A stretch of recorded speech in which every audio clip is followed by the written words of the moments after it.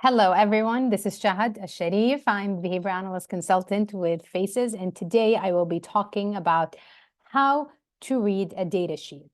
Data sheets are usually a piece of paper that we use with every single student that comes to FACES. The purpose of the data sheet is to collect data on the students' instructional objectives that we are working on in every session. Basically, the data sheet is going to have all the information the lead educator, the intern, the EAs, the educational assistants that are working with the student need. And we're going to look at some examples on how to read the different objectives on every single one of the examples that we're going to look at now. So I am going to share my screen.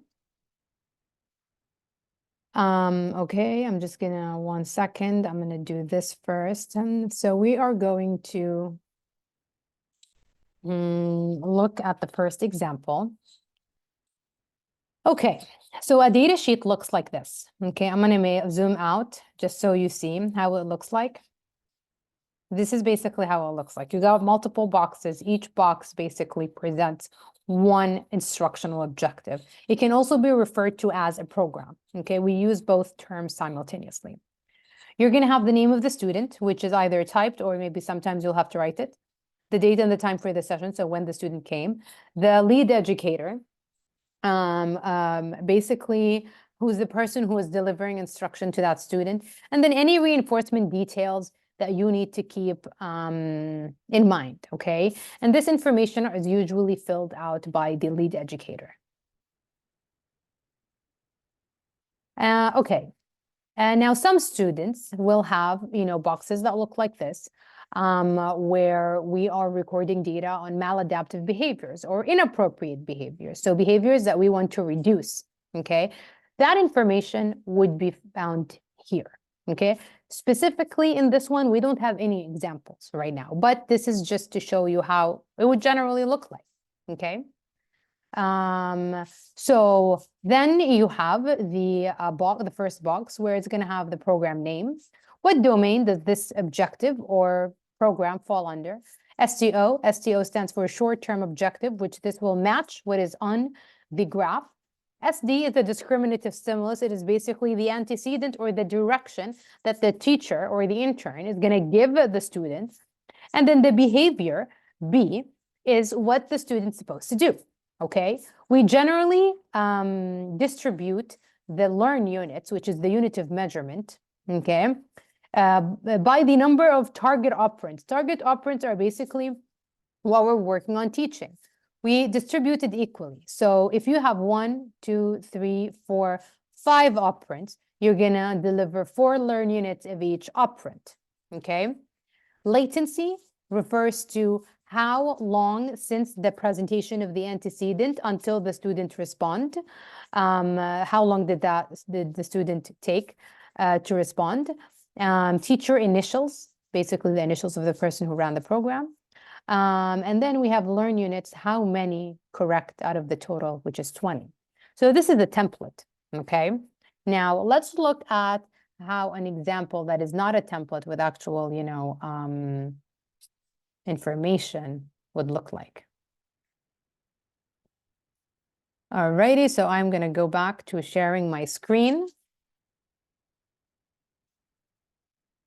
Okay, so for this particular student, we have specific things that we got to keep in mind. Okay, so lead educators put information like that at the very top for things to do. For example, how many times does that student need to be taken to the bathroom? Are there any specific things that we need to keep in mind? Does he need to drink water? Does he need to drink his milkshake? Does he need to be offered a snack at a specific time? Okay, so we have the information as you saw in the template. This is a student who we are recording data on specific behaviors. You can see here, it says repetitive language.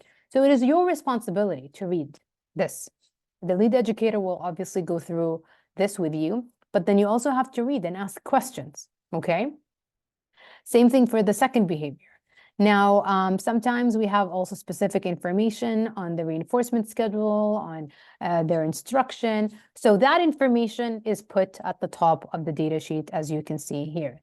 Then when we move on, okay, you'll see this box, which helps track how many objectives were delivered? How many objectives were taught to the student in that session? So this helps you keep track, you know, of, oh, I finished this, because we got to make sure we're finishing every single objective every single time the student comes. Some students come for 4 hours. If they're coming for 4 hours, they better be receiving instruction on all of their instructional objectives, okay? So let's look at an example that is filled out with information that we need to know in order to deliver instruction appropriately on this objective. So we have here the number of the name of the program. It's 2-step instructions. This is the domain VB, Foundations. VB stands for verbal behavior. The STO Jack will follow 2-step instructions with mastered targets with intermixed first instructions. So wave, clap, wave/clap, or kiss, okay? So this is a target operand. This is the first one. The second one, kiss and touch nose. The third one, kiss and stomp. The fourth one, kiss and clap. The fifth one is wave and touch head. And then you have clap and stomp, okay? So we really should have the equal number of learn units per target operand, but in this example, they're not.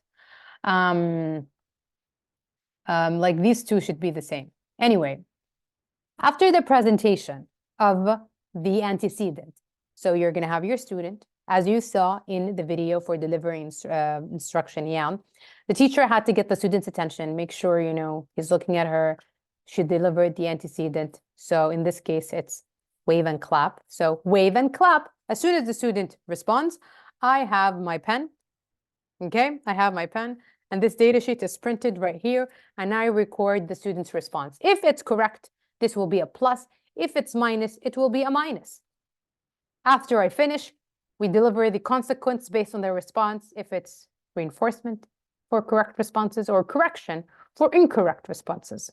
Once we finish from that first learn unit, we move on to the next one. So let's say we're going to do kiss and touch nose. You get the student's attention, you give the antecedent, kiss and touch nose. Once the student responds, you have your data sheet, your pen, and you mark the response. A plus for correct responses, a minus for incorrect responses. And then you deliver the consequence based on the response. Reinforcement for correct responses, correction for incorrect responses. We do this with every single learn unit that we present, okay? The data collection is one of the most important things that we do because it is what we graph, as you saw in the data entry training video. It is very important that the data is accurate. If the data is not accurate, then what we see in the graph is not reflective of what the student is doing. If it's not reflecting what the student is doing, then it defeats everything we are doing, and we don't want that. That's why it is very important that data is recorded immediately after a student's response, and no delays in the data collection at all. Don't tell yourself that you're going to remember. You will not remember, okay? There are so many things going on when you're working with a student or multiple students that you will forget. So that's why immediately present, immediately record the data on your data sheet, okay? Another example for another objective, manding with a sentence starter. Independent. Here it says teacher training, so I'm pretty sure that the teacher needs to be trained on this. But basically, the box for a single instructional objective is going to have the name of the objective, the domain under which this objective goes under, the STO, the short-term objective, the SD, which is the discriminative stimulus. It is the antecedent that will be presented to the student, okay, in order to respond. And then what is the target behavior? What is it that we want the student to do? And then you're going to have the distribution of your learn units based on the target operands. So you have the STO, and then every STO, there are multiple target operands, maybe 2, maybe 3, maybe 4, maybe 5. So we distribute or organize our data sheet that it shows us the raw data, the pluses and the minuses are for which target operands, okay? And then you have here the information for latency. How long does it take the student to respond after we deliver the antecedent? So here, the target latency is 5 seconds. Reinforcement, what's the schedule of reinforcement? FR1 is fixed ratio of 1, meaning a reinforcement is delivered after every correct response. Teacher's initials, and then learn units, the correct out of the total. TPRA stands for Teacher Performance and Rate Accuracy Scale, which is basically a tool that supervisors use and lead educators use to ensure that the delivery of instruction is accurate and consistent with what needs to be done. So, you know, a supervisor might come and sit with you and be like, okay, I'm going to do a TPRA, and just pull out the sheet and then get some information from you. Oh, what objective are you doing? What are the target operands? And then begin the TPRA. So if a TPRA was done, then you should highlight, was it yes or no? If it was accurate, then you would highlight yes or no. So no errors in a TPRA means it was accurate. If there were some errors, then it's not accurate.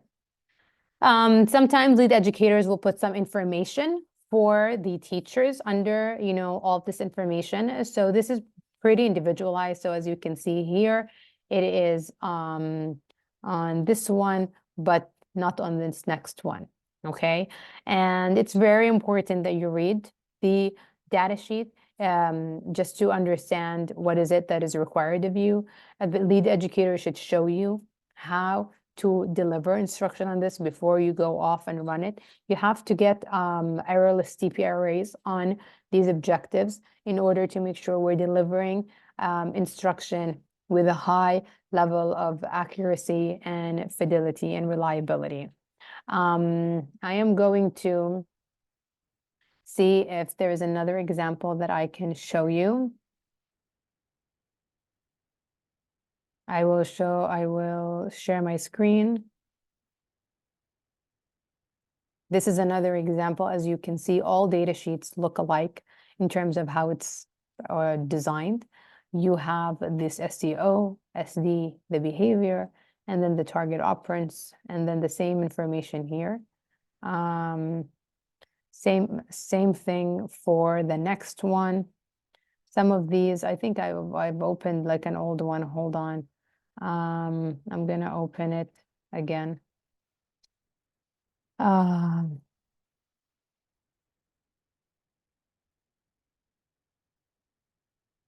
Yes, I did.